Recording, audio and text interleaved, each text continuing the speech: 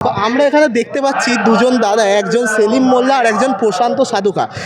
যদি ধর্মের দিক থেকে বলি, ইনি হিন্দু সম্প্রদায়ের মানুষ আর ইনি মুসলিম সম্প্রদায়ের মানুষ।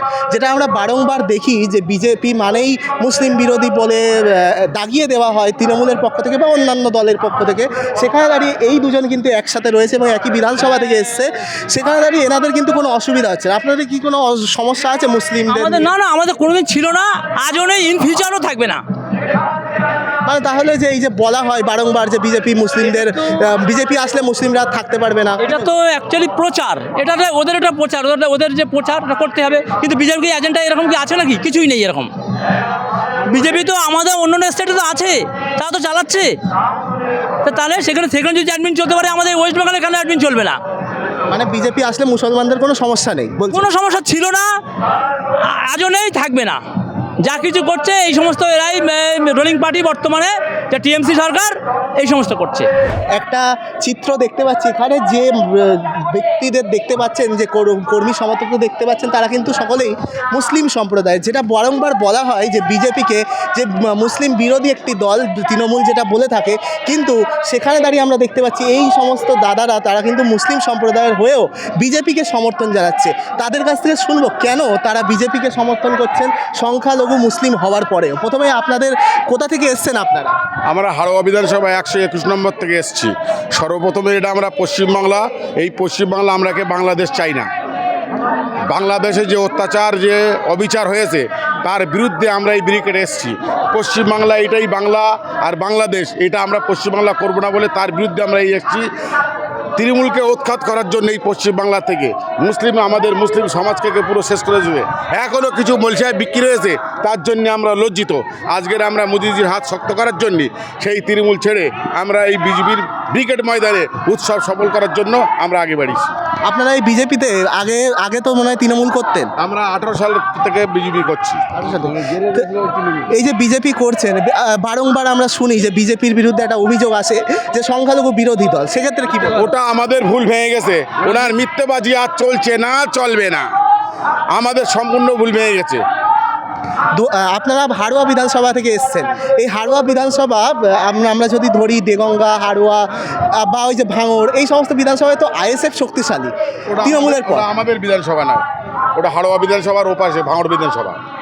হাড়োয়ায় আইএসএফ কতটা দাপট আছে এখন? হাড়োয়া আইএসএফ আর তৃণমূল দুজনের 50-50 চলছে। আপনাদের কি মনে হয় হাড়োয়ায় তো বিজেপি সেইভাবে খাতা খুলতে পারে? জিতলেও জিতবো ভারতীয় জনতা। হাড়োয়া তো একটা সংখ্যালঘু অধ্যুষিত জেলা, মানে আসন।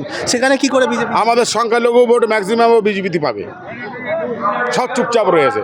যারা ফিল্ডে আসার সাহসীবাদী, আমরা যেরকম দীর্ঘ 4 বছর 5 বছর 6 বছর সব জেল খেটেছি, তার বিরুদ্ধে আমরা গর্জুস দিয়ে আমরা তাড়াবই তৃণমূলকে।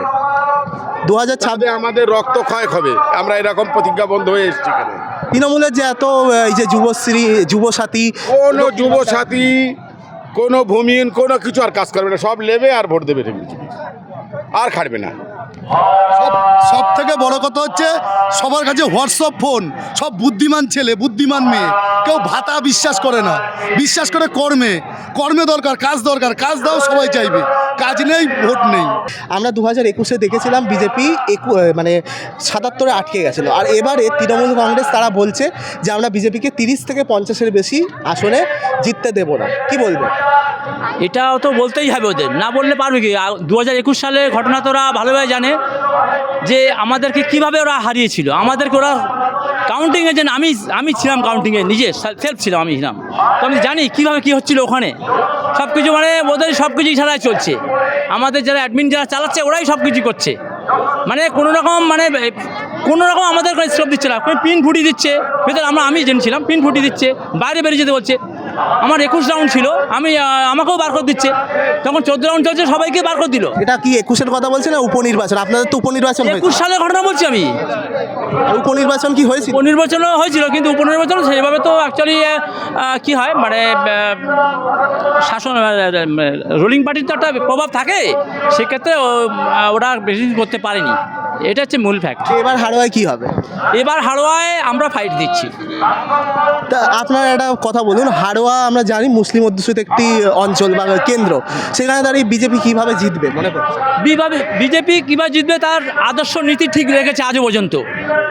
যেটা তৃণমূল আজ পর্যন্ত যা কিছু ওরা প্রতিশ্রুতি দিয়েছে তার কিছুই করেনি। সে জায়গায় দাঁড়িয়ে বিজেপি যে কটা প্রতিশ্রুতি দিয়েছে সে কথা রেখেছে এবং আগামী দিনও রাখবে। সে জায়গায় দাঁড়িয়ে বিজেপি অবভিয়াসলি জিতে যাচ্ছে। তাহলে একটা প্রশ্নের উত্তর দিন, এই যে বারংবার বলা হয় মানে বিজেপির নেতা বা অনেকেই বলে থাকেন যে হিন্দু হিন্দু এক হও, সেখানে সেই স্লোগানটা, এবং আবার মোদিজি তিনি বলছেন যে সবকা সাথ সবকা বিকাশ, মানে সবার সাথে সবার বিকাশ, এই দুটো মন্তব্যকে কিভাবে দেখছেন? এটা পলিটিক্যাল এজেন্ডা, এগুলো রাখতে হয়। কিন্তু ঘটনা হচ্ছে বিজেপির কোনো রুলসে নেই এরকম কথা। বিজেপি সবাই সবকে সাথ সবকে বিকাশ এই এজেন্ডাই চলে, ছিল, আছে এবং থাকবে ইন ফিউচারে। এটাই দ্যাটস এনাফ। একেবারে আমরা কথা বলে নিলাম, হাড়োয়া বিধানসভা থেকে তারা এসছে, তারাও বলছে পরিবর্তন চাই, কিন্তু যেখানে হাড়োয়া বিধানসভার মতো একটা সংখ্যালঘু অধ্যুষিত কেন্দ্র সেই বিধানসভা, সেখানে কিন্তু আইএসএফ এবং তৃণমূলের মধ্যে যে লড়াই হয় সেখানে তারা বলছে যে বিজেপি কিন্তু সেখানে জিততে পারে। তো দেখা যাক এখন ভোটের রেজাল্টই বলবে হাড়োয়া বিধানসভায় কি হবে।